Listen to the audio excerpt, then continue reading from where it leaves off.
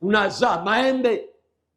Kwa hili jina linalotambulisha aina ya matunda na aina ya mti. Haleluya. Tunajua huyu ni simba kwa sababu kuna jina lililoshatangulia kwamba huyu ukimwona mnyama wa namna huyu ni simba. Haleluya. Lakini pia limebeba sura ya maisha yanayofanana na namna hiyo jina lilivyo. Nguvu ya hilo jina maana yake ni kila jina na maana yake. Haleluya. Sasa kuna nguvu ndani ya jina inayoweza ikaamua mtu aishi sawasawa na hiyo nguvu hiyo ndani ya jina aliyoitwa. Tunakumbuka kwenye Biblia kuna mtu alikuwa anaitwa Nabali. Nabali maana yake mpumbavu. Mke wake alikuja kumwokoa si wawe na Daudi. Anasema Nabali yule Abigaili anamwambia bwana wangu huyo muache tu kwa sababu ni sawa sana upumbavu wake kama jina lake lilivyo. Jina. Kwa hatuwaiti watu majina tu, bora tunaita. Angalia maana ya hilo jina. Sio swala la uzuri wa namna. Uzuri wa jina ni nguvu iliyomo ndani. Maana ya jina hilo ni nini? Ndio nguvu ya asili ya hiyo nguvu ya jina. Haleluya. Lakini pia ili uweze kuona umuhimu wa jina, kazi ya kwanza ambayo Mungu alimpa Adamu baada ya Adamu kujitambua amekuwa nafsi hai ni kuita viumbe vyote majina.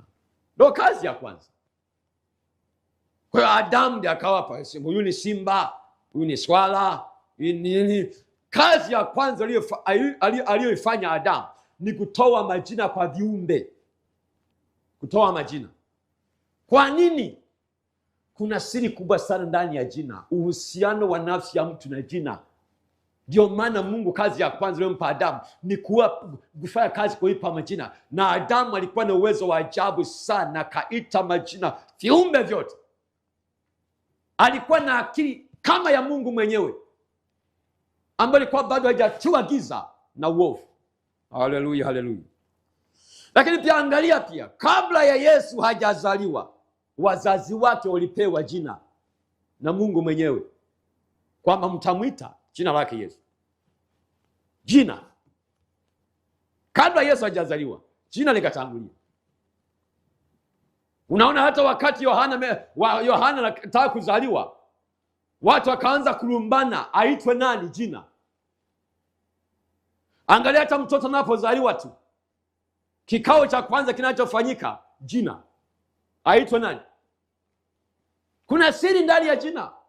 Kwa napokwenda kufundisha uhusiano wa nafsi yako wewe na jina lako, kama kidi, kuna kitu ambacho utajifunza.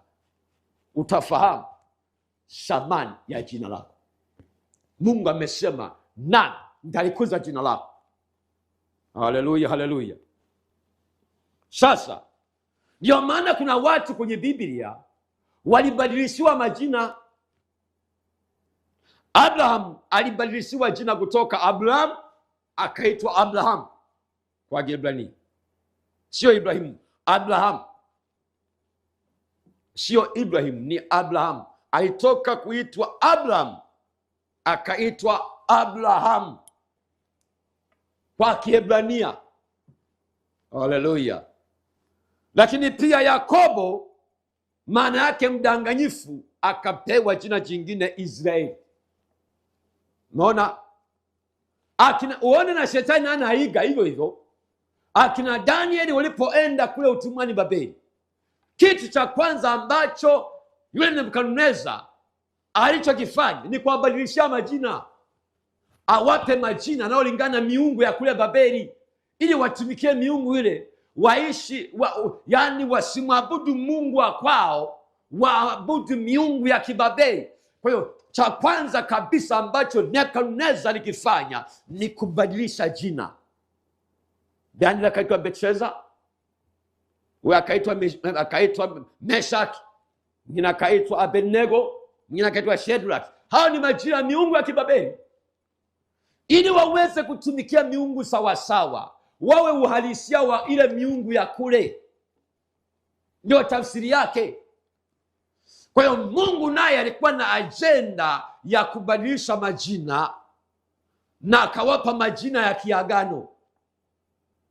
Lakini shetani naye pia huwa anaweza kabadilisha jina la mtu ili aweze kumpa jina la kiagano kwa miungu yake. Haleluya, haleluya. Jina. Mwanzo sura ile ya 48 mstari wa 15 mpaka 16. Mwanzo 40:15 mpaka 16. Huyu ni Yakobo sasa, ambaye ni Israeli. Anawaita watoto wake wote, anawabariki. Anasema akambariki Yusufu, akasema, Mungu ambaye baba zangu Abrahamu na Isaka walienenda mbele zake, yeye Mungu aliyenilisha maisha yangu yote hata siku hii ya leo, naye malaika aliyeniokoa na maovu yote, na wabariki vijana hawa, jina langu litajwe juu yao, na jina la baba zangu Abrahamu Isaka wawe wingi wa watu kati ya nchi. Haleluya. Huyu ni Israeli anambariki Yusufu, kipenzi chake. Sasa sikiliza, Yusufu alikuwa na watoto wawili wa kiume, Efraim na Manase. Sasa wale watoto wa Yusufu ndio waliochukua cheo cha mzaliwa wa kwanza wa Yakobo, anaitwa Rubeni. Kwa hiyo Rubeni alikuwa mzaliwa wa kwanza kwa Yakobo kinamba, lakini sio kiagano. Kwa nini? Alikinajisi kitanda cha baba yake, kwa sababu Rubeni mtoto wa kwanza wa Yakobo alizini na mke wa baba yake. Kwa hiyo kile cheo cha mzaliwa wa kwanza, ile nafasi ya mzaliwa wa kwanza kiagano, akavuliwa. Kwa hiyo baada ya kuvuliwa nafasi ile, kicheo akapewa Yusufu kupitia kwa watoto wake Efraim na Manase. Unaona? Kwa hiyo kuna mtu anaweza kama mtakao ni mzaliwa wa kwanza kinamba, lakini sio kiagano kabisa. Haleluya. Sasa wakati Yakobo sasa anawabariki wale watoto wa Yusufu, anasema hivi, Mungu ambaye alikuwa pamoja na baba zangu Abrahamu, Isaka na Yakobo, Abrahamu na Isaka, na aliyenilisha mimi, akanitunza, akaniokoa na maovu yote. Akasema, akiwa ameweka mikono juu ya Efraim na Manase, akasema, Mungu huyo awabariki vijana hawa, na jina langu litajwe juu yao, na jina la baba zangu Abrahamu na Isaka litajwe juu yao. Jina langu na jina la baba zangu litajwe juu yao. Unaona hiyo baraka ya ajabu sana. Jina langu litajwe juu yao, jina langu litajwe juu yao. Maana yake jina la Efraim na Manase liweze kukuzwa. Ndio maana hata walipoenda nchi ya Kanaani, wao walipewa eneo kubwa kuliko wengine. Soma kitabu cha Yoshua. Efraim na Manase walimiliki eneo kubwa sana kuliko ndugu zao wote, kwa sababu ya baraka hizi za Israeli. Alibariki nini? Jina.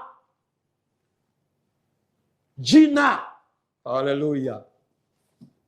Sasa na ujasiri huo wewe wabariki kabla hujaondoka duniani.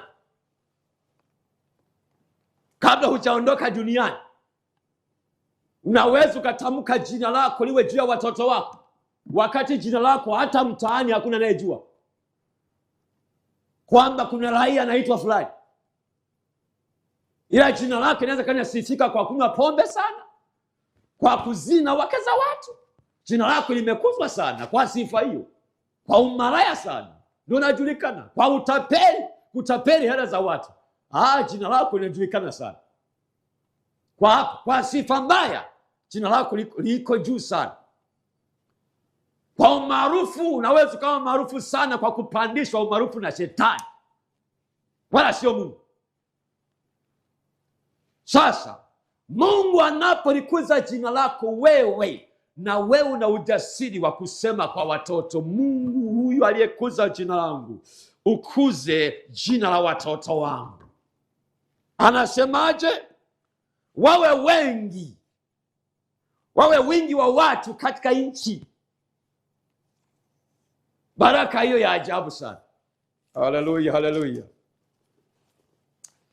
Mambo ni ajabu sana haya. Samueli wa pili sura ya 7 mstari wa 8 na 9. Anasema, basi sasa mwambie mtumishi wangu Daudi maneno haya, Bwana Mungu wa majeshi asema hivi, nilikutoa katika zizi la kondoo, katika kuwaandama kondoo, ili we mtu mkuu juu ya watu wangu, juu ya Israeli. Nami nimekuwa pamoja nawe kila ulipokwenda, na kuwakatilia mbali adui zako wote mbele yako. Nami nitakufanyia jina kuu kama jina la wakuu walioko duniani.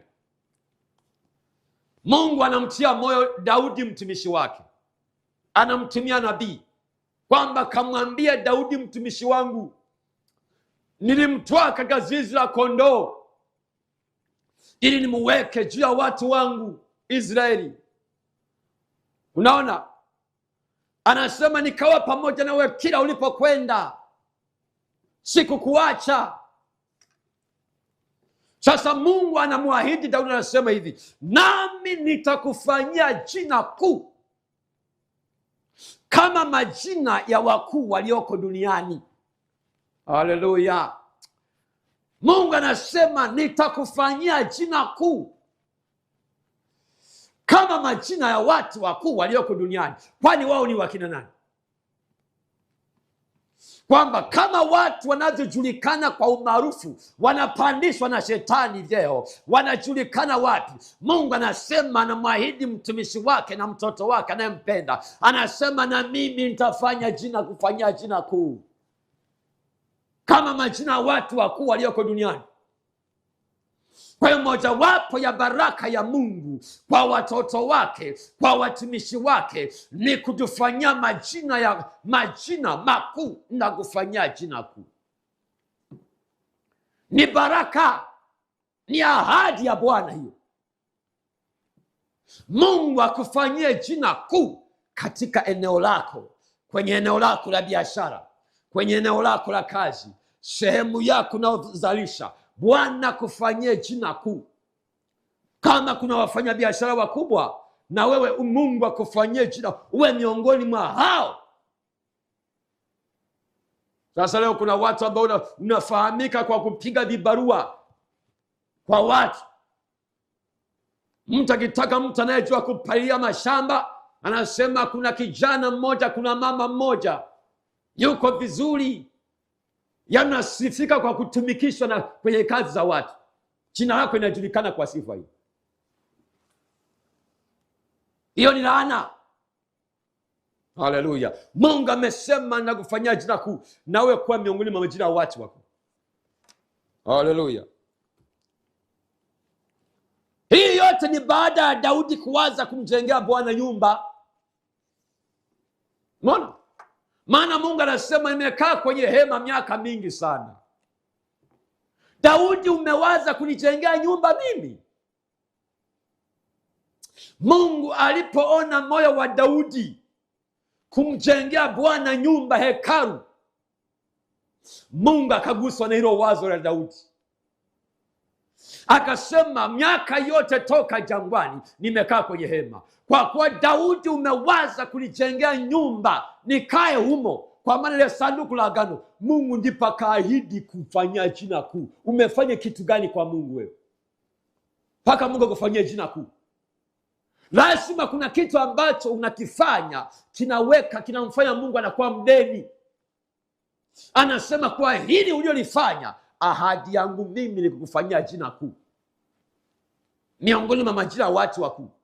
Hii baada ya Daudi kuwaza kujenga nyumba ya Bwana. Daudi Mungu akamwambia utajenga kwa sababu mikono yako imemwaga damu sana, ila mtoto wako atajenga. ila Daudi alichokifanya, alianzisha changizo la kujenga. Kwa Suleiman akabaka na jenga tu, lakini michango ilitoka kwa baba yake Daudi. Haleluya, haleluya. Na ndio maana kupitia ahadi hiyo, jina kuu ambalo Mungu alifanya nini? Nakasema sasa, Mungu, tumishi wa Mungu, jina kuu ambalo Mungu alimfanyia Daudi ni jina gani? Miongoni mwa jina watu wakuu. Sikiliza. Yesu anaitwa mwana wa Daudi. Si ni jina kuu hilo? Daudi pamoja na kwamba alikuwa ameshakufa, lakini Yesu alizaliwa katika ukoo wa Daudi. Kwa nini? Kwa sababu ya alichokifanya, kumjengea Mungu nyumba. Yesu akazaliwa katika ukoo wa Daudi. Kwa hiyo anaitwa Yesu mwana wa Daudi. Umeona? Daudi alikuja kumaliza vizuri sana. Mojawapo ya heshima aliyoipata Daudi baada ya kuanza kujenga nyumba ni hiyo, Yesu kuzaliwa katika ukoo wake. Haleluya.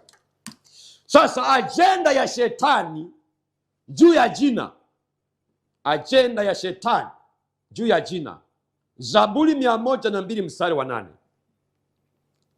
Zaburi 102 na ule mstari wa 8 anasema hivi: adui zangu wananilaumu mchana kutwa, wanaonichukia kana kwamba wana wazimu, wakitaja jina langu katika laana zao. Umesikia?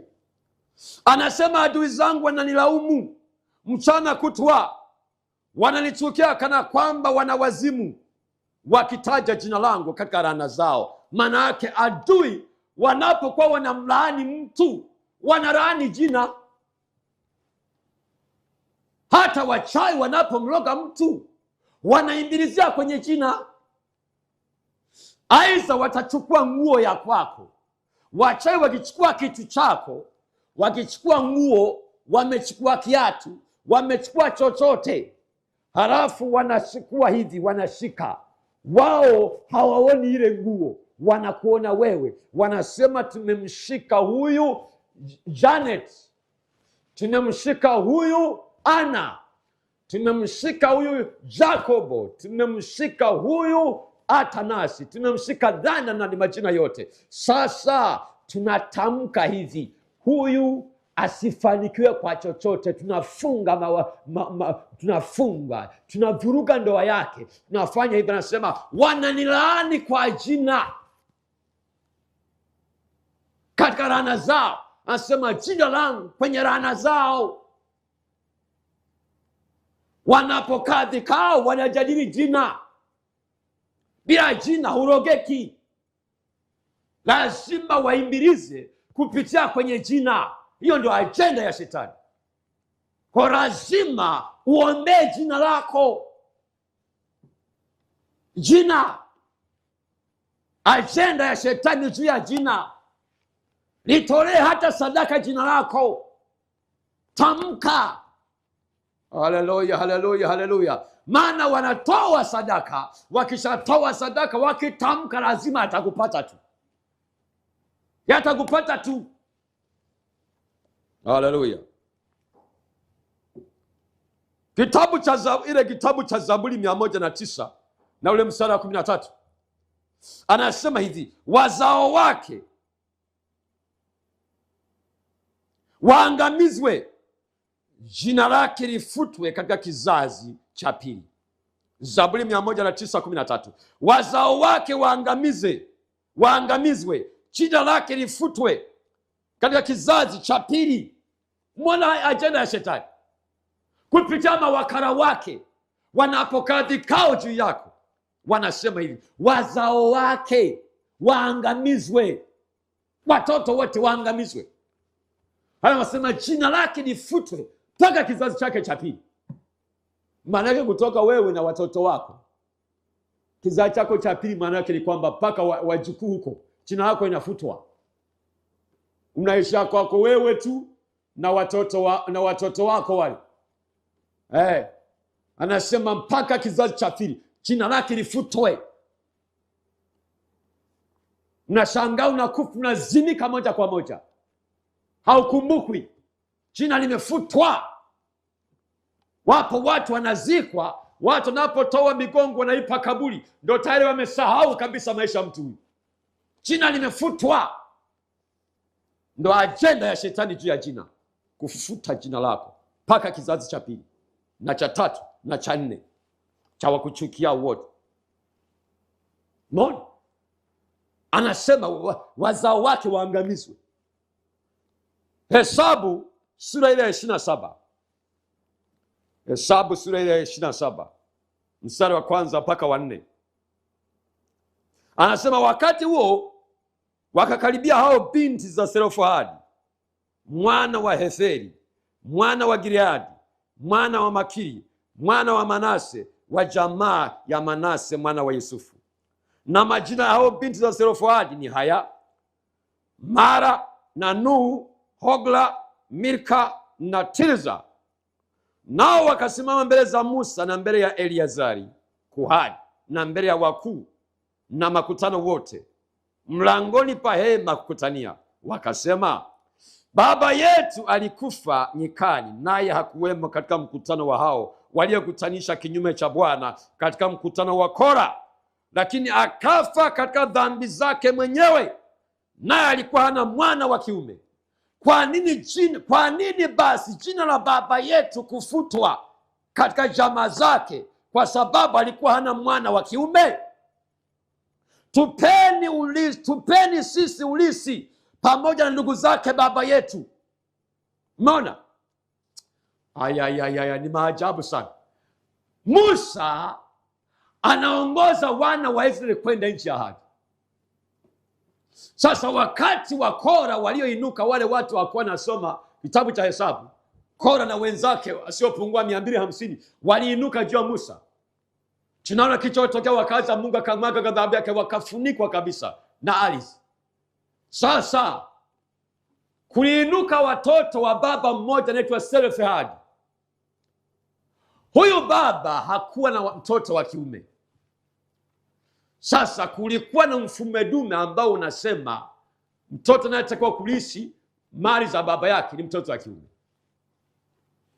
Sasa hawa mabinti hawa watano mashujaa waliojipata, haleluya, waliojitambua, waliojua haki zao, wakaandamana wakaenda kwa Musa, wakasema hivi, Musa na kuhani Eliazari na nyinyi wote wakuu na mkutano wote, tusikilizeni.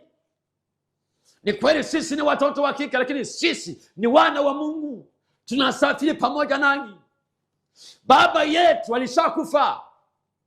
Yeye hakuwa miongoni mwa wale walioangamizwa kwenye uasi wa Kora. Amekufa kwa dhambi zake mwenyewe. Sasa kwa nini jina la baba yetu limefutwa?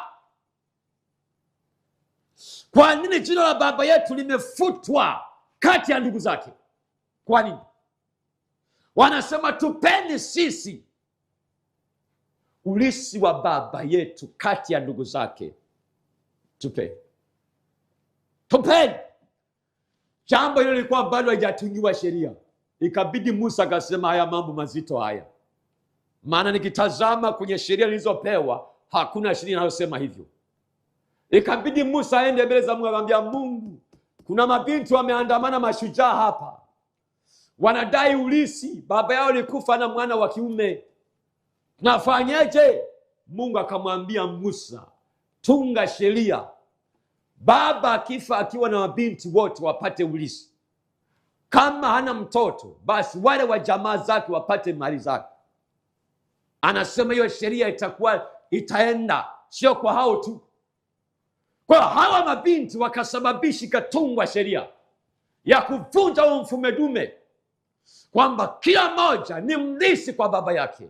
Haleluya, haleluya. Huo pia ulikuwa ni unabii wa kanisa. Sisi wote ni walisi kwa Kristo, wana wa Mungu ni walisi pamoja na Kristo wa mali za baba yetu, sio wa kiume, sio wa kike.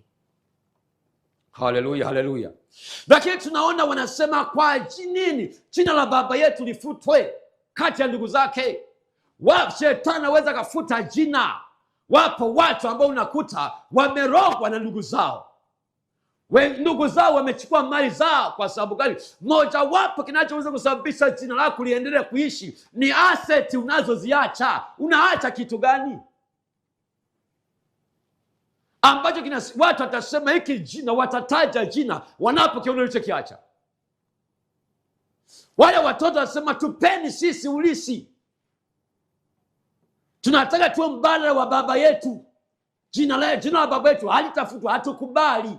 Haleluya, haleluya. Inawezekana nitazama jina la baba yako limefutwa, ndio maana unatumia nguvu kubwa sana kutabika. Unatabika sana. Sinaona hata wale watu ambao nakuna wameshatangulia huko juu serikalini, wapi wameshakuwa na majina. Unashangani unakuta mtoto naye anakuwa mkuu wa wilaya, jina limeshatangulia. Kwa nakuta hata mtoto hapati shida kupenya, kuna jina la baba limeshatangulia linamtambulisha. Sasa wewe kwenye ukoo mzima hakuna hata mtu ambaye amewahi kuwa mwenyekiti wa kitongoji. Wote choka mbaya, wote majina yamefutwa, jina linajulikana kilabuni tu. Hawa wanasema kwa nini jina la baba yetu lifutwe? Wakakataa, na Mungu akawa upande wao. Si uhusiano wa nafsi yako na jina lako. Umeona picha? Haleluya. Umeona kitu hapo? Hebu tuangalie tena mfano mwingine.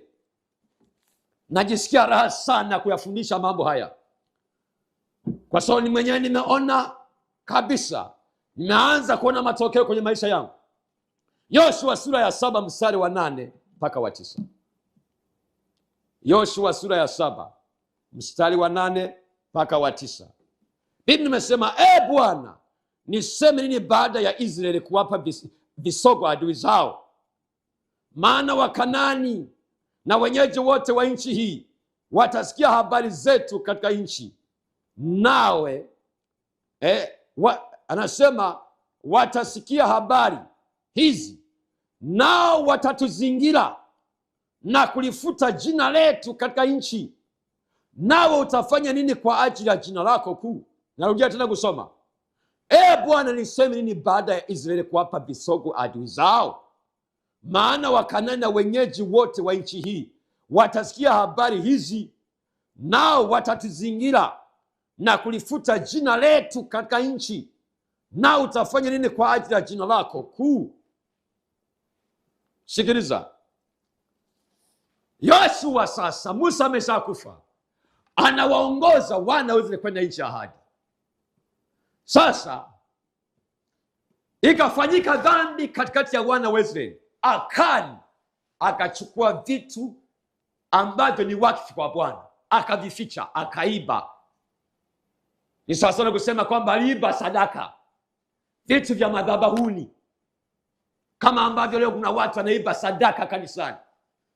Wewe ni shemasi, umepewa kuiba sadaka, unaiba.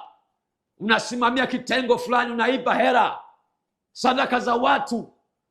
Unasimamia, wewe si mweka hazina, unaiba hela za kanisa. Wewe unasimamia si kitengo gani kwenye shirika, kwenye taasisi, unaiba. Mona Akani naye aliiba vitu vyoweka wakfu kwa Bwana. Alipoiba tu, sasa mbele yao kuna kijiji kinaitwa Ai, kieneo kidogo sana, kilikuwa na watu wachache tu.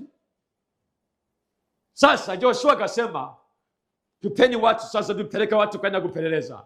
Tukavamia kile kitongoji cha Ai kile, wakaenda kupeleleza. Wale watu wakarudisha ripoti kwa Joshua, akasema wale watu ni wachache sana, tuna haja kupeleka askari wengi, ni wachache sana wale, tupeleke askari wachache tu. Joshua akasema sawa, wakapeleka askari wachache. Kumbuka tayari kuna mtu ameshakorofisha Mungu, ameshafanya dhambi tayari. Uwepo wa Mungu kaondoka katika ndoa bila wao kujua.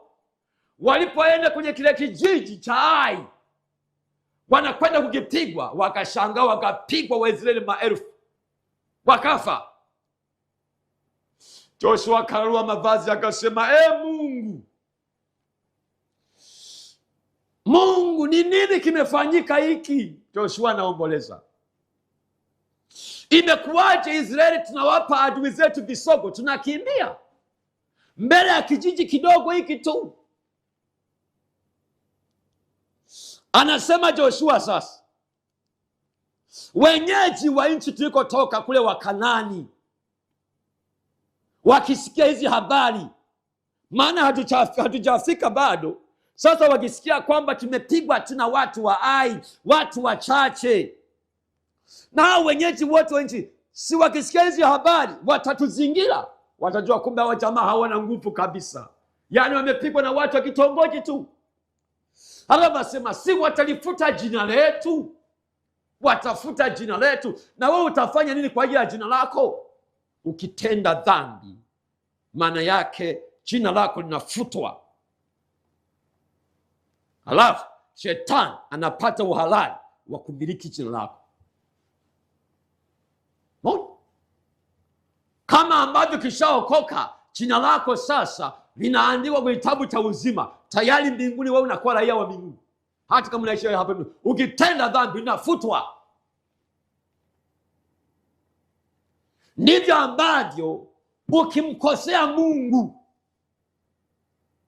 maadui wanapata uhalali wa kumiliki jina lako lisipenye kokote. Wanalifuta jina, wanafuta jina lako. Ndio ubaya wa dhambi huo. Wewe unayemjua Mungu, uliyesimama kwa Yesu, kata hadhari hii. Ukimkosea Mungu tu, ukirudi nyuma, ukimwacha Yesu kwa sababu ya tamaa ya uzinzi, tamaa ya mali, kwa sababu ya vitu vinavyopita. Unaona hapa nasema, maadui anasema watakuja, watafuta jina letu. Shetani anafuta jina lako. Unajua anapofuta jina, anasema wewe muone huyu alikuwa na hela sana huyu, lakini umechoka, unavaa yebo moja nyekundu nyingine ya kijani. Lakini zamani ulikuwa na jina kubwa, ulisifika mtaani kwako, ulijulikana kanisani, ulijulikana kwenye huduma. Baada ya kutenda dhambi, jina lako likafutwa, umebaki mtupu, unageuka kwa kichekesho, kituko. Unabaki unasema nilikuwa hivi, sasa yako wapi? Hatutaki kusikia shuhuda zilizokufa kwamba zamani mimi nilikuwa hivi. Sasa tunataka ya sasa. Haleluya, haleluya. Kitabu kile cha Kumbukumbu la Torati sura ile ya 12 mstari wa kwanza mpaka wa 3.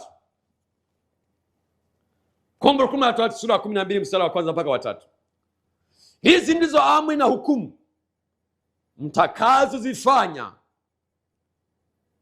mtakazozifuata kuzifanya katika nchi aliyokupa Bwana Mungu wa baba zako uimiliki siku zote mtakazoishi juu ya nchi. Vunjeni kabisa mahali pote walipokuwa wakitumikia miungu yao mataifa mtakayoyamiliki, juu ya milima mirefu na juu ya vilima na chini ya kila mti wenye majani mabichi. Nanyi zivunjeni madhabahu zao, zibomoeni nguzo zao na maashera yao, yakateni kwa moto na sanamu za kuchonga za miungu yao. Zikateni na jina lao lifutilieni mbali mahali hapo. Umeona? Jina lao lifutilieni mbali mahali hapo. Haleluya, haleluya. Nini hapa? Ni maelekezo ya Mungu kwa Musa. Anasema hivi, ninyi sasa mnakwenda kuimiliki nchi. Ile nchi ya Kanaani ilikuwa na mataifa 7 ya kipagani. Wakanani wenyewe, Wayebusi, Wagirigashi, Waamori, Moabu na kadhalika. Sasa anasema hawa walikuwa wamejenga madhabahu juu ya milima mirefu, chini ya miti yenye majani. Sinajua madhabahu nyingine za kichawi, madhabahu za kiganga zinajengwa wapi? Zinajengwa juu ya milima mirefu. Nilienda kuhubiri kwenye mkoa mmoja hapa Tanzania. Sasa yule mwenyeji wangu akanionyesha, akasema, unaona kule kwenye mlima mrefu, unaona kitu gani? Kwenye ule mlima mrefu nikakuta kuna kitu, alama fulani ya imani fulani. Ananiambia kila mwaka huwa kuna wazee wa mji wanaokwenda kutoa sadaka juu ya ule mlima. Kwa nini wanaweka juu ya mlima mrefu? Ili wanapotamka laana, wanatamka watu wale wenye nchi wakiwa wanaona kwa chini. Ndio maana hata ukisoma kitabu kile cha Hesabu sura ya 24, 23, hata Balamu wakati anakwenda kuwarani Israeli alipanda juu ya mlima wakachinja ng'ombe 7 juu ya mlima na Baraki. Ndipo katika kuanza kulani kutamka maneno. Ndio maana alipotaka kulani sasa yale maneno ya Balamu, Mungu akaanza kuyakamata. Badala kulani akajikuta na tamka, nasema Israeli ubarikiwe. Lakini juu ya mlima mrefu ndiko ambako madhabahu nyingi za giza zinajengwa, ili wawalani wakiwa na watazama watu kwa chini, wanawakanyaga. Haleluya! Wako juu huko kwenye madhabahu. Lakini mahali pengine ambayo sema ni chini ya miti, sinaona kila mahali unakuta kuna miti mikubwa, mikuyu, mibuyu. Unakuta hapa ndipo panafanyika matambiko, ndiko wanafanya vikao kuloga watu chini ya miti yenye majani. Haya mambo hayakuanza leo, yalianza nyakati zile. Sasa shetani kwa kuwa anafuata mule, yeye anapita kwenye historia. Umeona? Sasa Mungu anasema hivi, zivunjeni madhabahu zao, zibomoeni, ziteketezeni. Kisha anasema futilieni mbali jina lao. Futilia mbali jina lao. Haya ni maelekezo. Anasema mfutilia mbali nini? Jina lao. Sasa jina lilobeba eneo unaloishi, jina lilobeba eneo unaloishi, angalia sana, lina nguvu gani jina hilo nalobeba eneo unaloishi? Kila kitu kinapewa jina ili pia lile jina liathiri wale wenyeji pale. Wao unakuta kuna maeneo yanaitwa Kambushi. Kambushi. Sikiliza mambo yanayofanyika huko. Yaani ni madhabahu ambazo zinakamata watu wanapotea ovyo ovyo. Kwenye ulimwengu wa roho, nafsi za watu wengi ziko hizo madhabahu. Unakuta jina inaitwa kwa mzee ambaye alikuwa ni mchawi Kongodi. Manake jina leo bado linaamua maisha ya watu wale. Unakuta watu wanakaa kwenye eneo ambalo mtu aliyepewa jina la huo mji, la hicho kijiji, ni mtu ambaye alikuwa ni mganga maarufu, ni mchawi maarufu. Usirejea kuona maendeleo hapo. Maisha ni mapoza tu, kufa tu hapo. Watu hawajui kitu kingine zaidi ya kulogana, hawajui kitu kingine zaidi ya kwenda kwa waganga kienyeji. Unakuta ni vijumba vya manyasi tu. Mtu akitaka kujenga nyumba ya bati lazima arogwe. Kwani kuna madhabahu kupitia jina hapo. Jina unapoishi limebeba nguvu gani? Limebeba nguvu gani? Sasa Mungu anawaambia hivi, futilieni mbali jina lao. Futa kabisa mbali jina lao. Haleluya, haleluya. Kwa hiyo umefika wakati kwa kanisa watakatifu wa Mungu, mahali popote pale tunapoishi, tuite ufalme wa Mungu tamaraki hapo. Lazima tuvunje madhabahu zilizotangulia kujengwa hapo na waliotangulia kuishi. Wakatamka wakasema watu wote watakaoishi mahali hapa wataabudu miungu mingine. na ili wafanikiwe lazima wasijudie miungu yetu. Sasa Mungu anasema mnapokwenda kwenye ile nchi, vunjeni madhabahu zao, kateni na maashera yao. Maashera maanake ni vile vitu vinavyotumika kufanyia maimbilizo, maanake wamejenga masanamu sehemu mbalimbali, hayo ni maashera. Anasema kateni, bomoweni madhabahu zao, ziko juu ya milima mirefu, kamata kwa shusha, kamata. Wamejenga chini ya miti mirefu, kamata, vunja, bomoa, teketeza, maana tumepewa jina lipitalo majina yote. Napolitaja lazima majina yote ya madhabahu yatii kwa jina la Yesu Kristo. Haleluya, haleluya, haleluya. Waasisi wa hilo eneo waliabudu Mungu gani? Hao waasisi wa hilo eneo waliabudu Mungu yupi? Fanya utafiti. Hata watumishi wa Mungu tunapokuwa, mimi nimejifunza mambo mengi sana. Sisi tunapokuwa tunaenda kuanzisha kazi ya Mungu, tunafika tunavamia, tunafika tu tunashuhudia, tunafika tunaanzisha mikutano ya Injili. Lazima ushughulike na mwenye nguvu kwanza, aliyewafunga watu hao, muelewane kwanza. Maana yake lazima uwakilishe barua ya mwajiri wako Yesu kwa huyo mkuu aliyewafunga watu hao. Umwambie, Bwana Mungu amenituma waachie watu wa mji huu wa kijiji uliowafunga. Atasema kama ulivyomwambia Musa, huyo Bwana ni nani? Simjui. Sasa mnaingia kwenye vita, kuvunja madhabahu hizo zinazompa kiburi awateke watu hao.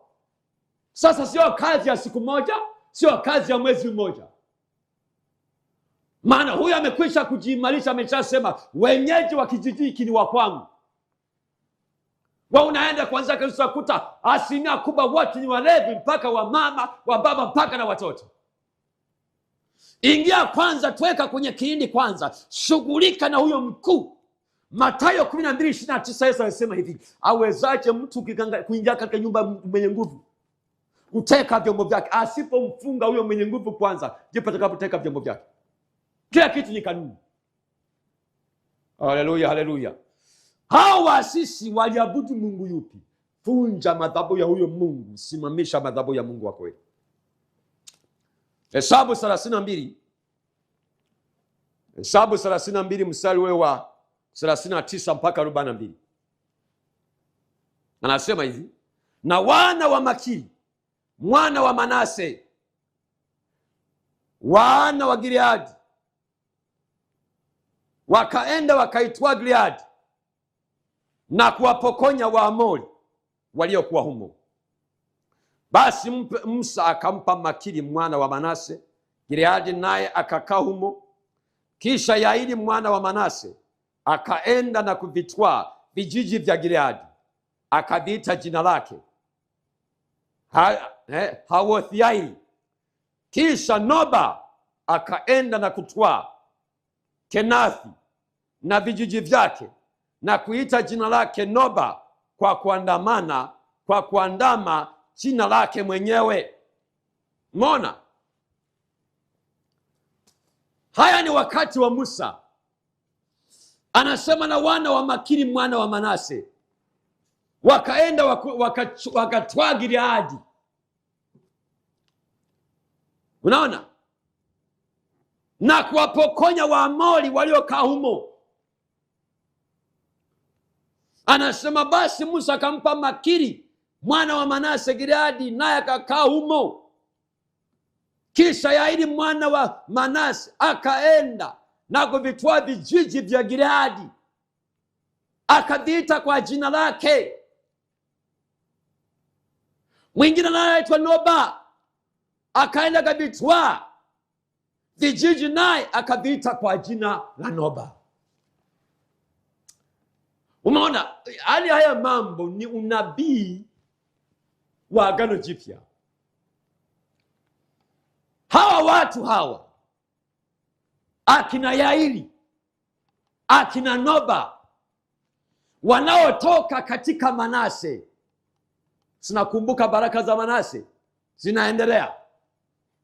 Mona, anasema wakatwaa vijiji vya wenyeji. Halafu vile vijiji walivyovitwaa wakaviita kwa jina lao, wakaviita kwa jina lao. Mwingine na akatwaa vijiji viwili akaviita kwa jina lake. Swali, wewe unatwaa eneo gani liitwe kwa jina la Mungu naye mwabudu? Liitwe kwa jina na huyu naye mwabudu. Unatwaa eneo gani? Haleluya. Badala ya Mungu kuabudiwa, aabudie Mungu wako wa kweli hapo kwenye kijiji chako.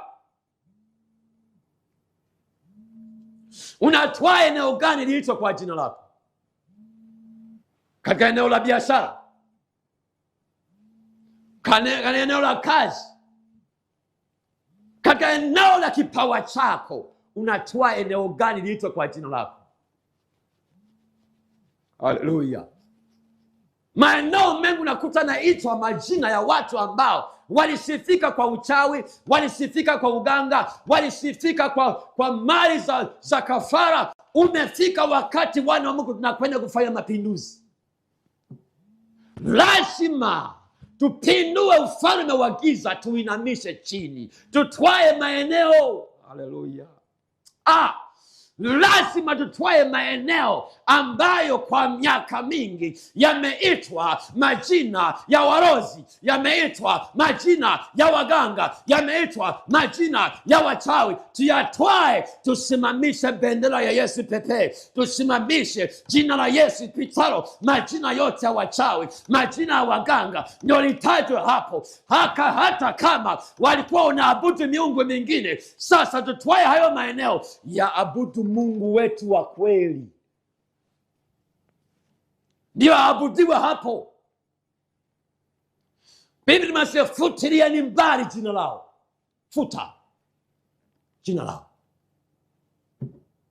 Halafu tunaliachilia jina linalopita majina yote tu, si jina la Yesu. Ndio jina tuliopewa wanadamu kuokolewa kwao. Wao wa Zaburi sura 20 na ule mstari wa 7 wanataja farasi, wanataja magari, wanataja hirizi, wanataja kila aina ya ibada za sanamu. Sisi tunalitaja jina la Bwana Mungu wetu, jina la Yesu, kwa sababu Matendo sura ile ya 4 mstari wa 12, kwa maana hapana jina jingine tuliopewa sisi litupasalo kuokolewa kwa ni jina la Yesu pekee yake. Haleluya, haleluya. Kila atakayelitia jina la Bwana ataokolewa. Anasema futilieni mbali jina lao. Tukishafuta hilo jina lao, tunalisimamisha jina la mwenye haki Yesu hapo. Halafu yeye analikuza jina letu hapo. Alikuze jina lako. Haleluya, haleluya. Ni wakati wa mapinduzi. Kabla Yesu hajarudi, anakuja kuchukua kanisa iliyo hai, kanisa la watu waliorudi kwenye nafasi zao. Haji kuchukua watu dhaifu, watu wanyonge. Anakuja kuchukua watu waliorejeshwa kwenye uhalisia. Kipindi kinaitwa saa ya urejesho. Ni kazi, kipindi ni kurejesha sura ya kanisa halisi alilonunua Yesu pale msalabani. Ni kurejesha uhalisia wa maisha ya watu ambao Mungu alikusudia watu wayaishi. Watu wengi wanaishi maisha ambayo sio ya kwao, wanaishi maisha photocopy. Kupitia kipindi hiki utasikia mambo ya ajabu, utaifahamu kweli, itakuweka huru. Utapata taarifa sahihi zinazokuhusu. Utajua shetani anapitia wapi kukamata maisha ya watu.